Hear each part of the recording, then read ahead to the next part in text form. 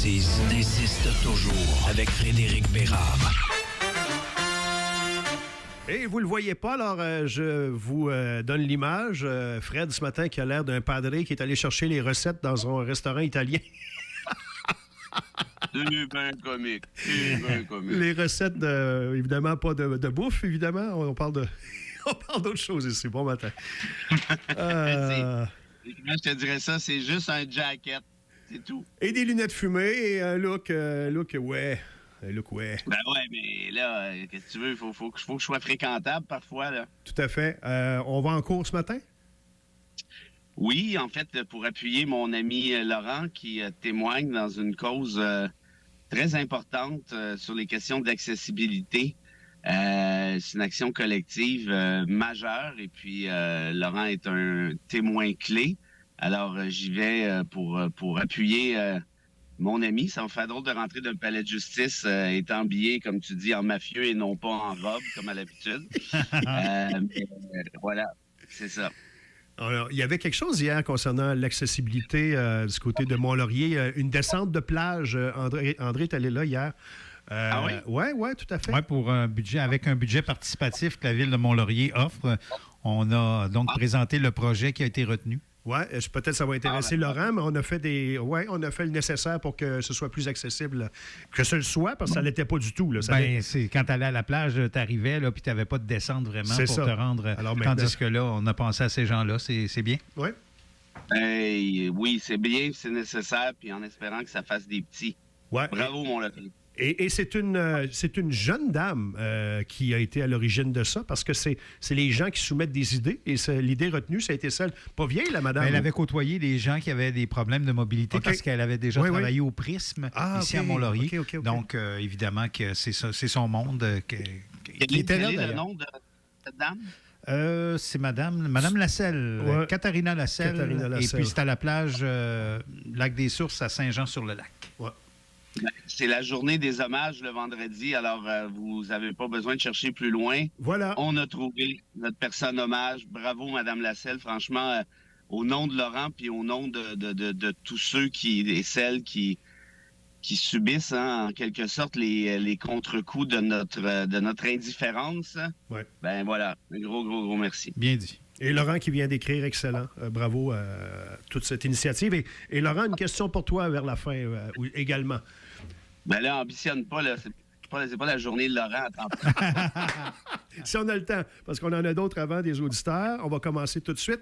C'est vous qui posiez les questions ce matin, chers amis. Alors, on va commencer avec... Du côté de l'hôpital juif, je pense que c'est de circonstance d'y aller avec ça, l'hôpital juif. Mario qui demande, est-ce qu'il faut craindre le pire ou est-ce que c'est juste des mesures au cas où? Ah, merci, Mario. C'est pas drôle. Hein? Moi, comme je vous disais, j'ai beaucoup d'amis dans la communauté juive, dont un, Jonathan, qui m'envoie des trucs au quotidien ces temps-ci. Hier, il m'a envoyé un enregistrement de quelqu'un de sa communauté de Montréal. Il y a vraiment Puis je pense pas qu'on est dans la paranoïa, Mario. Là. Il y a vraiment des preuves importantes qu'il pourrait y avoir des attaques sérieuses. Hein, le mouvement antisémite là, est revenu en force depuis quelques années, partout dans le monde. Hein, ça n'a rien à voir avec le Québec comme tel. Par exemple, en Australie, pas plus tard qu'en fin de semaine, on en appelait à exterminer tous les Juifs. On revient avec des cassettes qui glacent les sangs. Puis Jonathan me fournit, entre guillemets, là, à cet effet-là, incluant à Montréal, il y a des trucs épouvantables. Donc, évidemment, je peux pas répondre à votre question précisément parce que, bon, je suis pas dans des services de renseignement secrets. Est-ce que l'hôpital juif, par contre, fait bien de se protéger? J'imagine et je suis convaincu que oui. Puis franchement, on va espérer que ça finisse là, ces folies-là, là, parce que on peut pas. On est à Montréal ici, là, ça je le dis souvent, on est au Québec, là. Importez pas toutes les saloperies d'ailleurs, là. Laissez ça là-bas. Là. On a établi des codes de conduite pour un vivre ensemble au Québec depuis longtemps. Ça va bien. Il n'y en a pas d'histoire comme ça, à part la Bissonnette en question. Mm-hmm. Habituellement, il n'y a jamais d'enjeu. Puis arrangeons-nous pour que ça reste comme ça. Il y a Pat qui rajoute Ils n'ont pas été suffisamment persécutés, les Juifs. Et on ne peut pas être en désaccord avec ça. Hein? Ben, c'est clair, voilà. Puis, c'est ça. André? Exact. Il y a Claude qui, lui, c'est une question qui touche le congrès du NPD qui a lieu en fin de semaine à Hamilton. Il se demande, Jack Meeting, est-ce que c'est lui qui va représenter le NPD comme chef à la prochaine élection, selon toi? Est-ce qu'il pourrait faire un changement, le NPD? C'est drôle hein, que vous posiez. C'est Claude qui a posé la question? Oui, Claude de Nominingue. Merci, Claude de Nominingue. C'est vraiment une super question. Moi, j'ai une petite hypothèse qui est en train de se développer tranquillement dans mon esprit, Claude, puis vous me direz ce que vous en pensez. Mais les partis plus à gauche ont souvent moins, et c'est peut-être ironique, je ne sais pas, mais ont souvent moins la propension de dégommer leur chef quand ça va mal. Ouais. Donc, moi, Québec solidaire, Nadeau-Dubois, fait du surplace depuis maintenant un bon petit bout de temps. Le parti décolle pas en région, décolle pas dans le 4-5-0, décolle pas vraiment à Québec. À Jean-Talon, ça a été un recul de 5-6 dans les intentions de vote reçues. Le NPD, on peut pas... Puis moi, j'aime beaucoup Jack Mincing. Là. Vous vous souvenez peut-être la vidéo que j'avais faite avec lui où il avait enlevé son turban. Oui. Il me l'avait offert. C'était la première fois qu'il le faisait. C'est quelqu'un qui est très, très, très gentil, notamment avec moi. Moi, j'adore ce gars-là. Là. On se parle une fois de temps en temps. Alex Bouleris, c'est du monde super fin, sympathique. Brillant, en plus de ça, avec le cœur à bonne place, ils font de la politique pour les bonnes raisons. Mais ça décolle pas, là. Non. Jack Mincing, faut que je sois honnête, il faut que je le dise, là. Non, puis ça n'arrivera pas. Job. On sait que ça n'arrivera pas. Ben, ça va être difficile. Donc, mais la question de Claude, c'est est-ce qu'il va rester? Ouais. La réponse, c'est que je le sais pas. Mais ce que je remarque, c'est que pour certains partis, on dirait que les chefs sont là, sont intouchables. Il n'y a pas de remise en question sérieuse. Alors que si un gars, au Parti libéral, au Parti conservateur, se faisait ramasser comme le NPD ou comme QS à Québec, si on ramène ça à QS, le chef, il volerait avec un coup de 2x4, ça serait pas long. Donc, probablement qu'il y a une espèce de culture qui s'est installée à ce niveau-là. Mais la question que je vous poserais, cela dit, Claude, c'est mettons que j'étais d'accord avec vous à l'effet que Singh doit partir. Qui prend sa place demain matin? C'est toujours ça. Oui, puis là, les élections, c'est dans quoi, 1 an au fédéral à peu près? Plus que ça.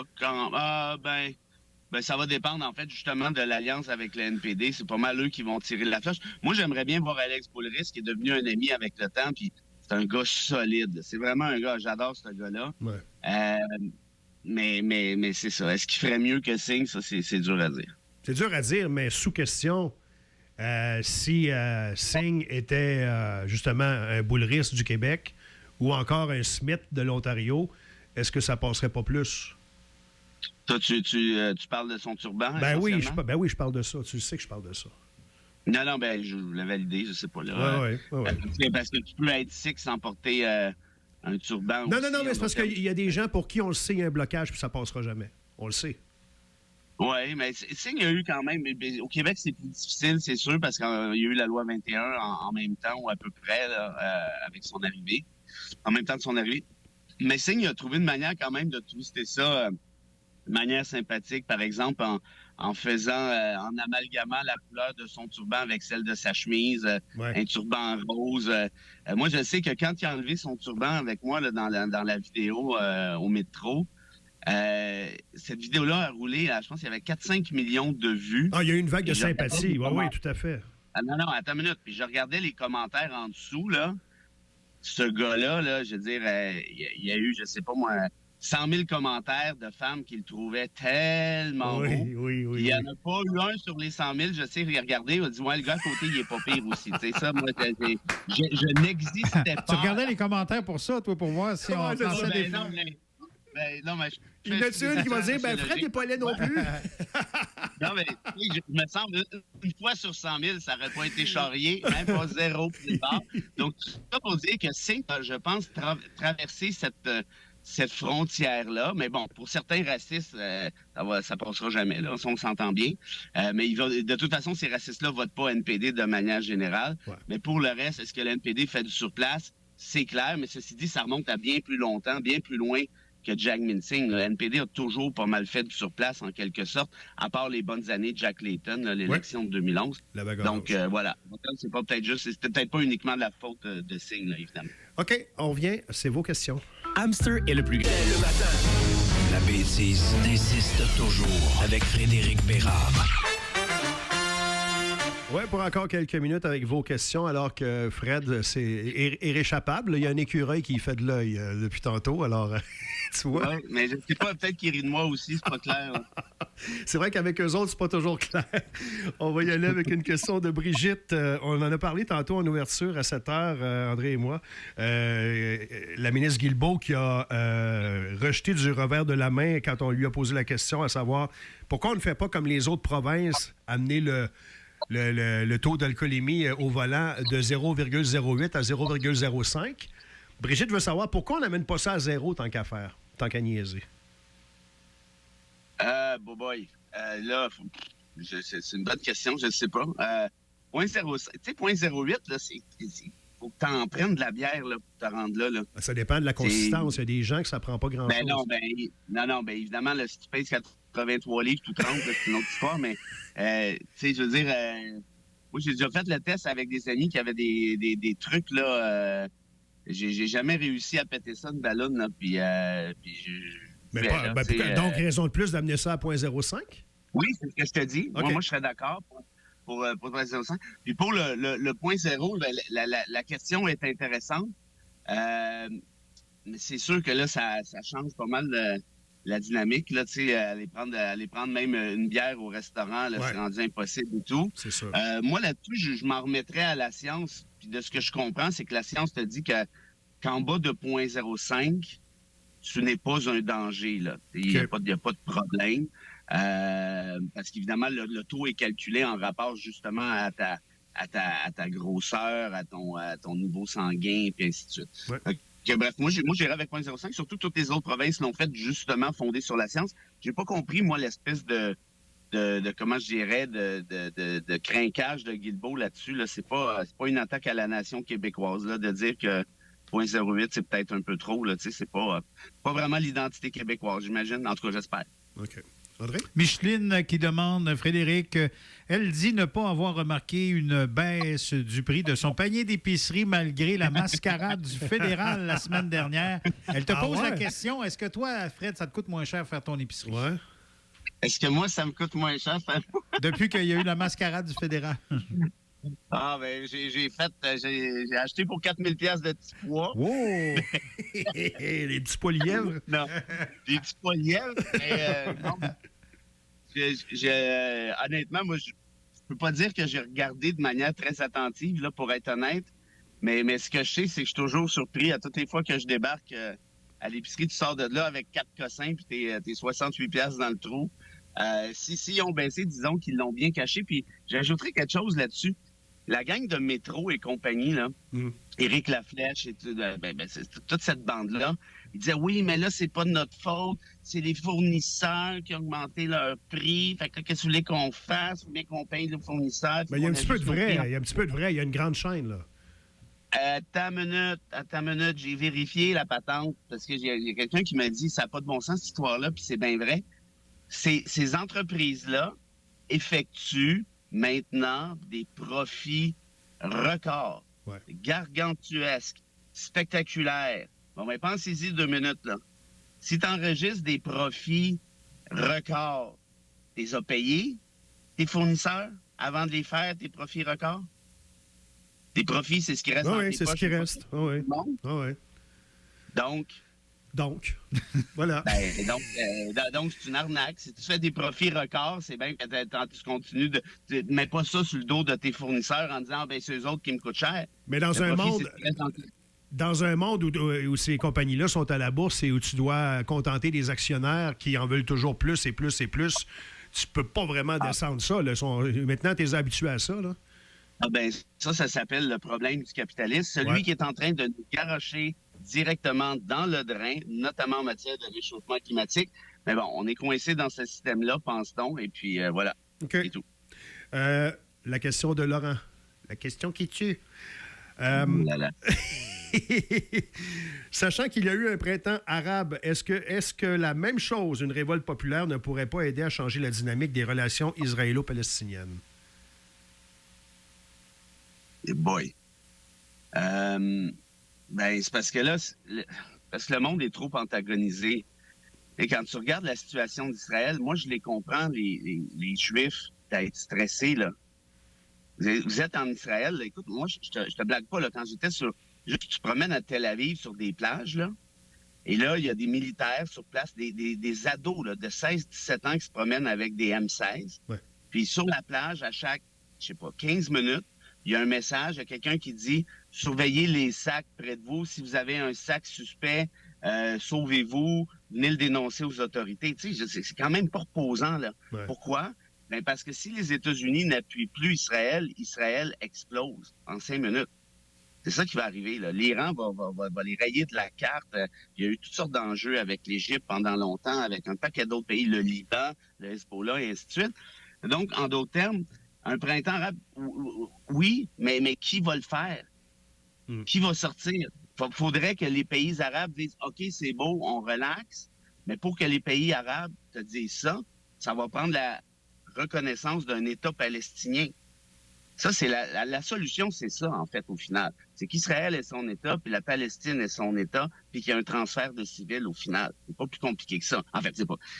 Oui, c'est excessivement compliqué, mais la solution théorique, je viens de vous la dire, puis pour arriver à ça, bien, ça va prendre une communauté internationale qui est sérieuse, qui est engagée, puis qui dise, là, ça va faire. Parce que là, ce qui est en train d'arriver, là, c'est qu'on est dans un cul-de-sac. Et ce cul-de-sac-là est encouragé notamment par la communauté internationale. Puis on sait que le gouvernement d'Israël, actuellement, là, ça fait pas pire son affaire, ce qu'a fait le Hamas, parce que ça remonte sa cote de popularité, ça justifie ses actions. Puis la communauté internationale dit, vas-y, mon petit pit, va y péter la gueule. Une fois qu'il va y avoir pété la gueule, il va se passer quoi? Pensez-vous que le terroriste, tu gagnes jamais contre ça. Parce que même s'ils sont capables de nettoyer le Hamas, mais il va y avoir le Hezbollah le lendemain matin, il va y avoir un nouvel Hamas qui va ressortir. C'est une roue sans fin. La comparaison est boiteuse, mais ça me fait penser à toute la vermine sur les réseaux sociaux. T'as beau t'assiner qu'eux autres, il n'y a rien à faire. Arrête. T'es mieux d'arrêter. C'est ce que j'ai commencé à faire, d'ailleurs. Ouais. Non, mais ça m'a juste fait du bien de le dire. OK. Hey, merci, Fred. Et merci, les amis, pour vos questions. Merci, Laurent. Puis, Wow, mais...